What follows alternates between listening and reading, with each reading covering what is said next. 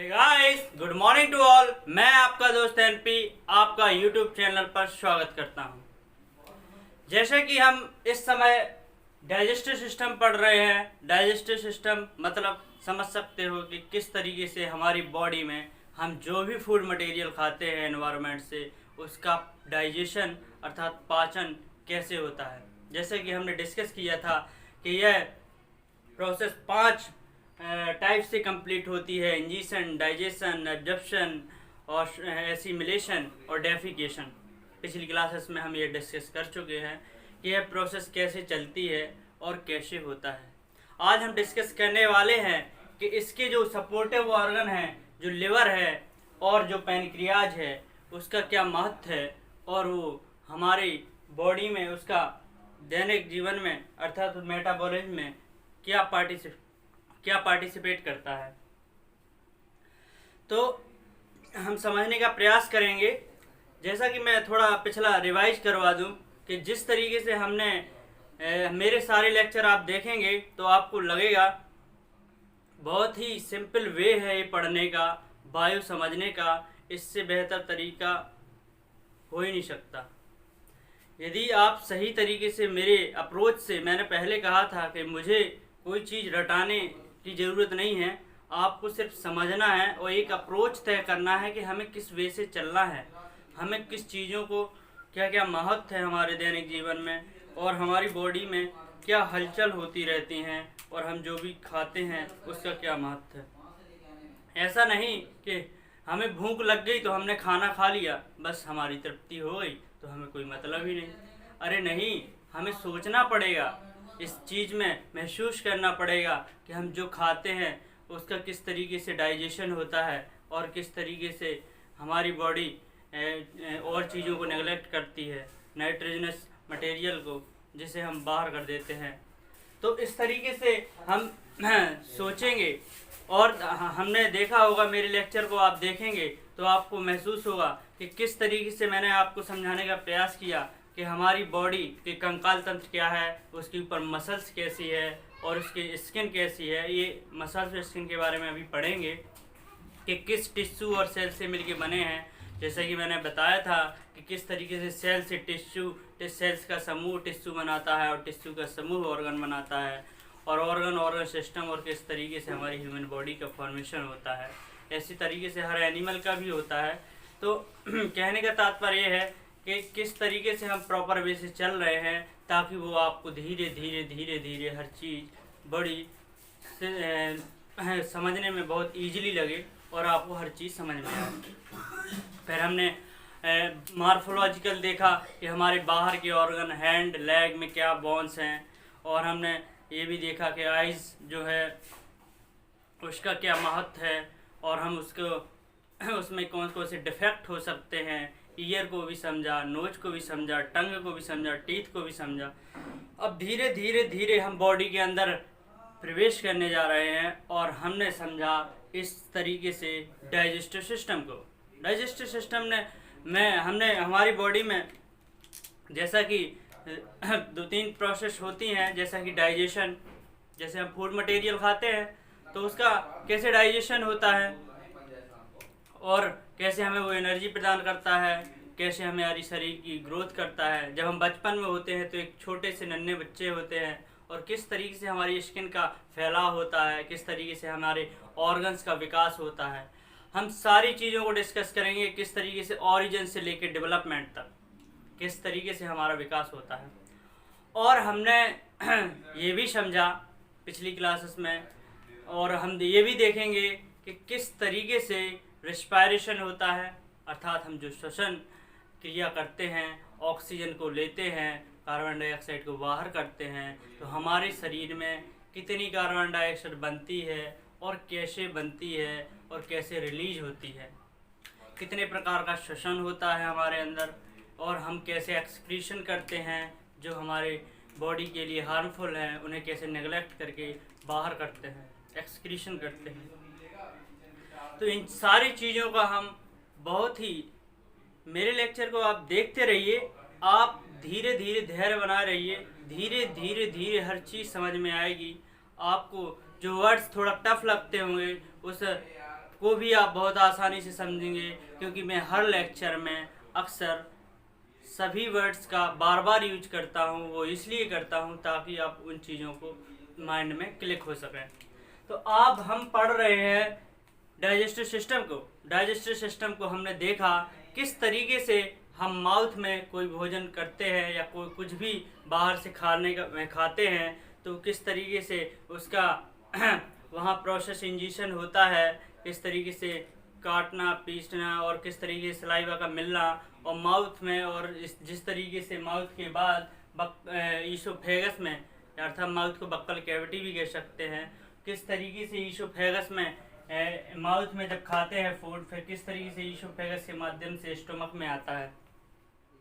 अब स्टोमक में क्या क्या प्रेजेंट होता है हम पिछली क्लासेस में अच्छे से डिस्कस किया, कौन कौन से एंजाइम्स प्रेजेंट होते हैं, और हमारी उस फूड मटेरियल को मिलाने में, मिक्सअप करने में हमने जैसा कि डिस्कस की, ये भी डिस्कस किया था कि जो भी फूड मटेरियल खाते हैं हम, चाहे ड्राई खाएं चाहे हार्ड खाएं, कुछ भी खाएं, वो फूड मटेरियल एक लिक्विड फॉर्म में कन्वर्ट होता रहता है और इस तरीके से वो लिक्विड फॉर्म में कन्वर्ट होके हमारे स्टोमक में गैस्ट्रिक जूस जो होता है लगभग वो होता है 2 लीटर के समथिंग पर डे सेक्रेट करता है। तो वो पूरा सब कुछ जो भी खाते हैं वो मिक्सअप करके लिक्विड फॉर्म में कन्वर्ट कर देता है। उसमें प्रेजेंट हाइड्रोक्लोरिक अम्ल किस तरीके से बैक्टीरिया को मारने का काम करता है और उसको तीव्र करने का काम करता है ताकि वो ऐसे सब चीज़ें अम्लीय अवस्था में कन्वर्ट हो जाएं, ताकि प्रोसेस तीव्र गति से हो।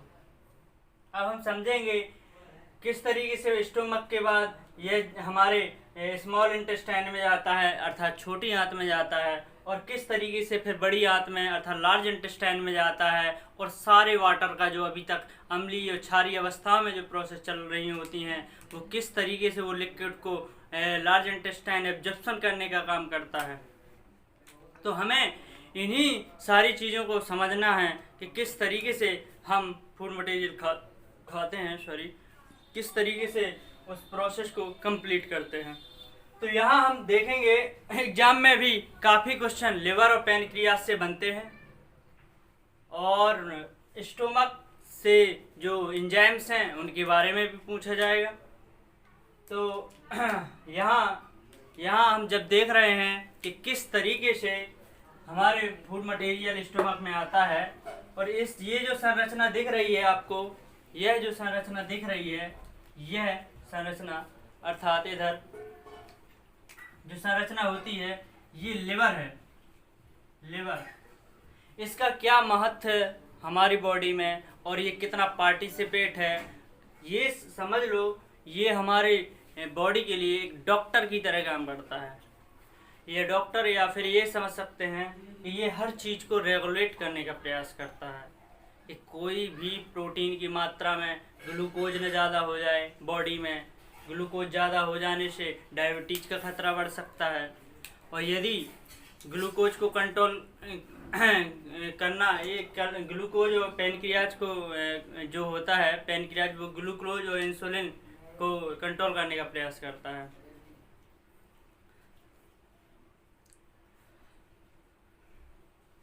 अर्थात ये भी ग्लूकोज को कंट्रोल करने का प्रयास करता है ताकि हमारी बॉडी में ग्लूकोज की अधिकता होने से डायबिटीज भी हो सकता है। अर्थात ये ब्लड, लिवर भी बहुत पार्टिसिपेट करता है। अभी हम देखेंगे यह ब्लड की संरचना, ये लगभग 1.5 से 2 किलो के 2 kg के समथिंग होता है इसका वेट, और यह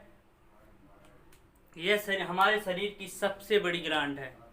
ग्लैंड क्या होती है, ग्रंथियाँ क्या होती हैं, मैं अभी आपको ग्लैंड बताऊंगा कि कौन एंडोक्राइन ग्लैंड होती हैं, कौन एक्सोक्राइन ग्लैंड होती हैं। उन ग्लैंड का भी हमारे बॉडी में या मेटाबॉलिज्म एक्टिविटी में कितना महत्व है। जैसा कि हमें क्रोध क्यों आता है, जैसा कि मैंने पहले लेक्चर में कहा था कि क्रोध क्यों आता है, हमें भूख क्यों लगती है, प्यास क्यों लगती है, हमें प्रेम क्यों होता है। अर्थात ये सारे हार्मोन्स, जो एंजाइम्स और हार्मोन्स क्या इफ़ेक्ट डालते हैं हमारी बॉडी में, इन सारी चीज़ों को हम बहुत बेहतरीन तरीके से डिस्कस करेंगे। लेकिन आज हम डिस्कस कर रहे हैं डाइजेस्टिव सिस्टम को। तो जो लिवर जो इसमें पार्टिसिपेट कर रहा है वो भी एक बॉडी की सबसे बड़ी ग्लैंड है। यह बॉडी की सबसे बड़ी ग्लैंड है और इसमें जो उपस्थित होता है ये गॉल ब्लैडर होता है। ये जो पार्ट होता है, ये जो पार्ट होता है वो गॉल ब्लैडर होता है।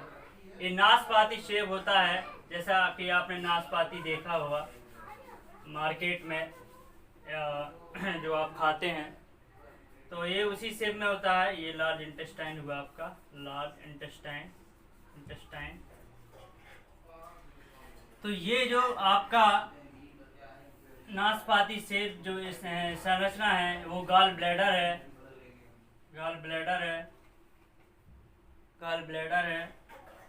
और इस गॉल ब्लैडर का क्या महत्व है।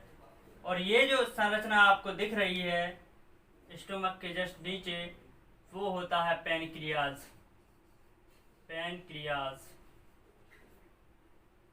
आज हम आप माउथ को जानते ही हैं, जो कि हमने कल डिस्कस किया। मैं इन चीज़ों को मिटा दूं ताकि आपको क्लियर हो जाए कि हम क्या चीज़ पढ़ रहे हैं। और ये ईसोफेगस क्या होता है, कल मैंने बताया। ये जो फूड पाइप होती है जिससे फूड उस माध्यम से जाता है पेट में, उसे हम कहते हैं ईसोफेगस। स्मॉल इंटेस्टाइन के बारे में भी कल डिस्कस किया और इस तरीके से हमने अपेंडिक्स के बारे में भी डिस्कस किया था हमने और डिस्कस करने का प्रयास किया। अब यहाँ आज हम डिस्कस करने वाले हैं कि इनके अलावा भी कौन से ऑर्गन हमारे मतलब के माउथ, ईसोफेगस, स्टोमक और स्मॉल इंटेस्टाइन और लार्ज इंटेस्टाइन के अलावा भी कौन सी हमारे बॉडी में और कौन से एलिमेंट्री कैनाल में अंग जो है ऑर्गन है पार्टिसिपेट करते हैं। तो हम यहाँ लिवर, ये जो संरचना दिख रही है आपको, ये संरचना ये लिवर है। और लिवर में ही एक लिवर नल क्या बोलते हैं, गॉल ब्लैडर प्रेजेंट होता है, जो नाशपाती शेप होता है, जो एक ट्यूब के माध्यम से स्टोमक में जुड़ा रहता है। और ये स्टोमक में हमारे पेट में इस जो भी एंजाइम्स होता है लिवर में, प्रोटीन या कार्बोहाइड्रेट, और जिस तरीके से प्रोटीन, कार्बोहाइड्रेट और फैट, इन सारी चीज़ों को कन्वर्ट होता है। ये जो भी इसमें क्या होता है कि यदि हमारे प्रोटीन को पेप्टोन्स और अमीनो एसिड में ये कन्वर्ट तो करता है। यदि हमारी बॉडी में ग्लूकोज की मात्रा कम हो जाए तो इसमें ग्लूकोज होता है। इसमें एक्चुअली में कहा जाए तो इसमें एक बाइल जूस पाया जाता है, बाइल डक्ट के माध्यम से इनमें बाइल डक्ट्स पाई जाती हैं लिवर में, जो एक बाइल जूस का उत्पादन करते हैं। बाइल जूस के साथ साथ जैसे कि मैंने बताया कि इसका वेट लगभग 1.5 से 2 kg के समथिंग होता है। और ये बाइल जूस का सेक्रीशन बाइल डक्ट के माध्यम से करता है। और इस तरीके से यकृत प्रोटीन की मेटाबॉलिज्म में भी सहायक होता है और कार्बोहाइड्रेट में भी सहायक होता है।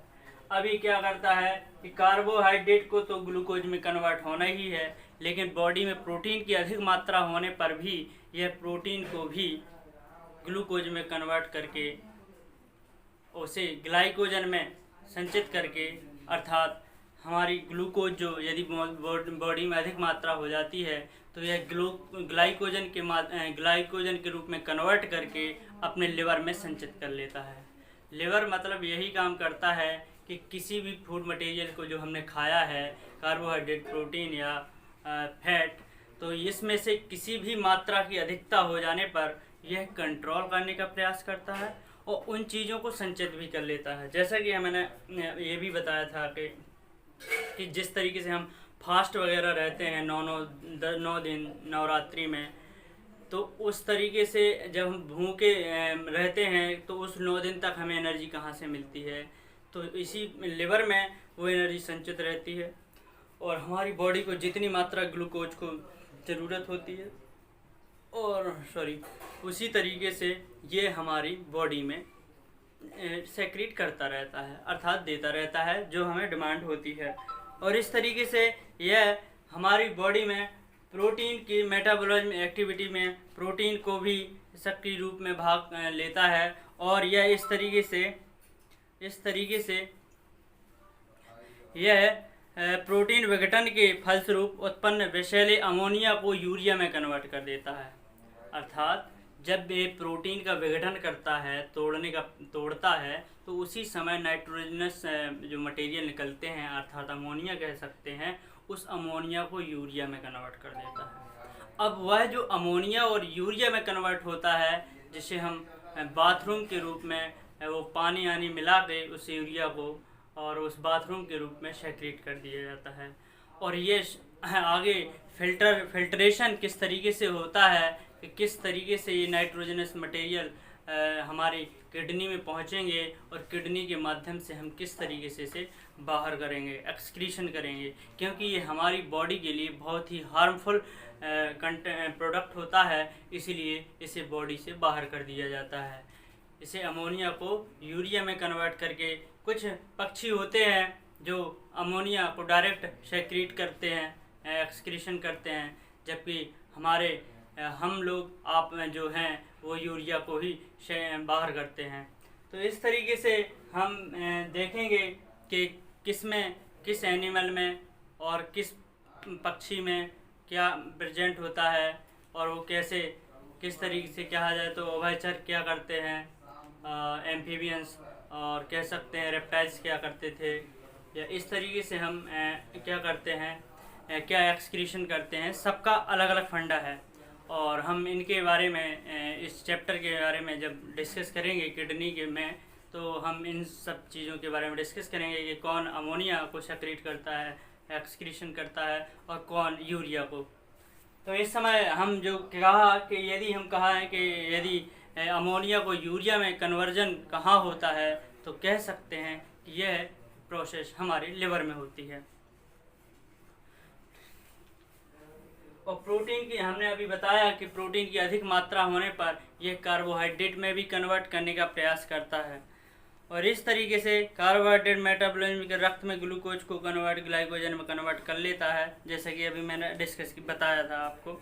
भोजन में वसा की कमी होने पर भी यह लिवर कार्बोहाइड्रेट को ग्लूकोज में बदलता रहता है, जो हमारी बॉडी के लिए सहायक होता है। हाँ, एक बहुत ही स्पेशल चीज़ होती है, इसमें फाइब्रोजन नामक प्रोटीन भी बनती है और हेपेरिन नामक प्रोटीन बनती है। अब ये फाइब्रोजन प्रोटीन है क्या और हेपेरिन नामक प्रोटीन है क्या?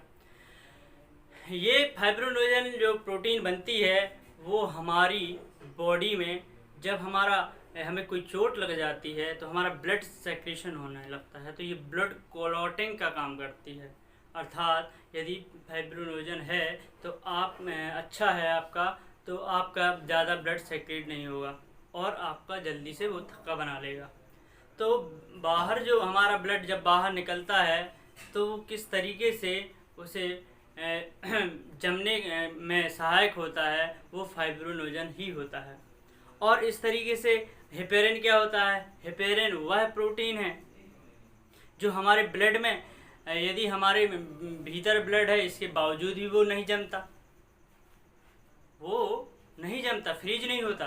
तो उसका रीज़न यही है कि उसमें हेपेरिन नामक प्रोटीन पाई जाती है जो हमारे ब्लड के अंदर प्रेजेंट होती है, और उस ब्लड में जो भी ब्लड बहता है हमारी एक एक नर्व्स के माध्यम से सेल्स तक जाता है, उसे जमने नहीं देता, क्योंकि यदि ये जम जाएगा तो आदमी की डेथ हो जाएगी। तो इस तरीके से हमने समझने का प्रयास किया कि लिवर, इसकी 1.5 से 2 kg के समथिंग इसका वेट होता है, और यह हमारी मेटाबॉलिज्म एक्टिविटी में सहायक होता है। ये कार्बोहाइड्रेट, प्रोटीन, फैट, इन सब चीज़ों को संचित करता है, और जब हमें आवश्यकता पड़ती है जैसे ग्लूकोज को ग्लाइकोजन के रूप में रख लेता है और प्रोटीन को कार्बोहाइड्रेट के रूप में रख लेता है। अब हमें जब भी बॉडी को हमारी ज़रूरत पड़ी, हम खाना नहीं खाते हैं, तब वो हमें ये एनर्जी देता रहता है, अर्थात ग्लूकोज में कन्वर्ट करके। तो इस तरीके से हमने समझा कि इसमें फाइब्रोनोजन नामक जो प्रोटीन होता है वो किस तरीके से हमारी बॉडी के लिए बनता है लिवर में, वो किस तरीके से हमारी बॉडी के लिए सहायक है, और किस तरीके से हेपेरिन नामक प्रोटीन भी हमारी बॉडी के लिए सहायक है। तो हमने इन सब चीज़ों को पढ़ने का प्रयास किया। अब समझेंगे लिवर के बारे में, आप समझ होंगे। यह जो छोटी संरचना नाशपाती के आकार की दिखती है उसे गॉल ब्लैडर कहते हैं। अभी क्या होता है कि हमारे जो लिवर में बाइल जूस या बाइल डक्ट के माध्यम से बाइल जूस जो बनता है या बाइल डक्ट बनता है, वो किस तरीके से गॉल ब्लैडर में संचित होता है। यह जो बाइल जूस निकलता है वो गॉल ब्लैडर में संचित हो जाता है।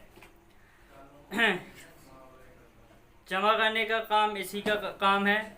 और यह इसमें लगभग जो गॉल ब्लैडर में बाइल जूस होता है वो जिसे कह सकते हैं बाइल डक्ट के माध्यम से ही स्टोमक में प्रवेश करता है। स्टोमक में प्रवेश करता है और स्टोमक में प्रवेश जो करता है बाइल जूस, इसमें लगभग 85% तक प्रोटीन होती है। बकाया 15% आप एंजाइम्स और प्रोटीन भी कह सकते हैं। तो इसका यही वर्क है। और कह सकते हैं कि ये इसका जो बाइल जूस होता है और इसका काम होता है कि यह हमारी बॉडी में कोई हानिकारक पदार्थ, जिस तरीके से मैंने बताया था कि हमारी लार में जो एमाइलेज होता है वो लाइपेज होता है, वो तो नष्ट करने का, बैक्टीरिया या जीवाणु जो आते हैं उन्हें नष्ट करने का वर्क करता ही है। आगे भी इस तरीके से प्रोटेक्ट करने वाले प्रेजेंट होते हैं। जैसे कि कहा जाए कि इसमें जो बाइल जूस होता है वो भी हानिकारक जीवाणुओं को मारने का प्रयास करता है। और जो हमारा स्टोमक में HCl जो होता है अर्थात हाइड्रोक्लोरिक अम्ल को क्षारीय अवस्था में कन्वर्ट करने का प्रयास करता है। और हमारी बॉडी की क्रमांकन, हमारी बॉडी में पोटेशियम और फैट को भी ये सेव करने का प्रयास करता है। यदि हमारी बॉडी में बिलिरुबिन नामक ये लेना बंद कर दें, यदि लिवर सेल्स अर्थात लिवर सेल्स में यदि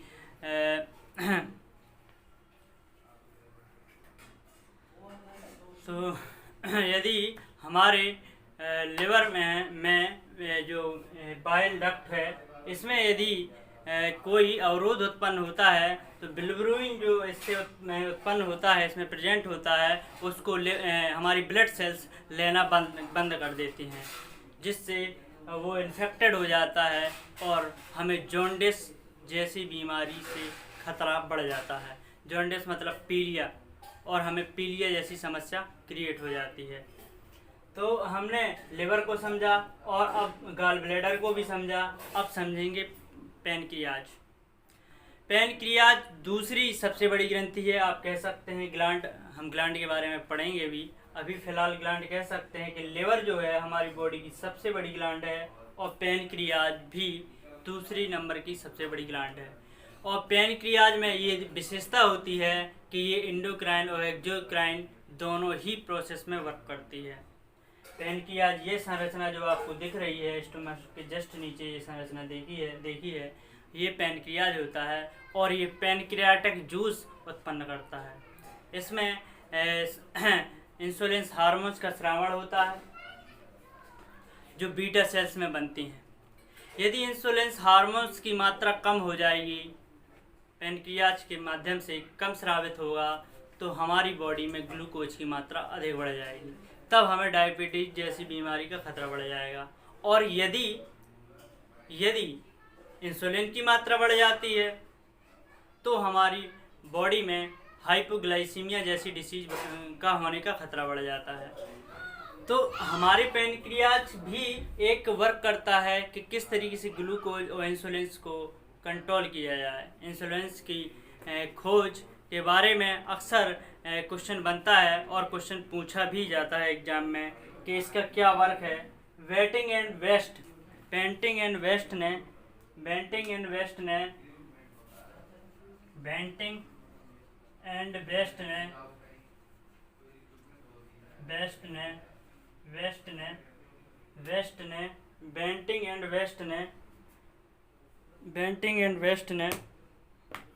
इंसुलिन हार्मोन की खोज की थी और इसके बारे में बताया था।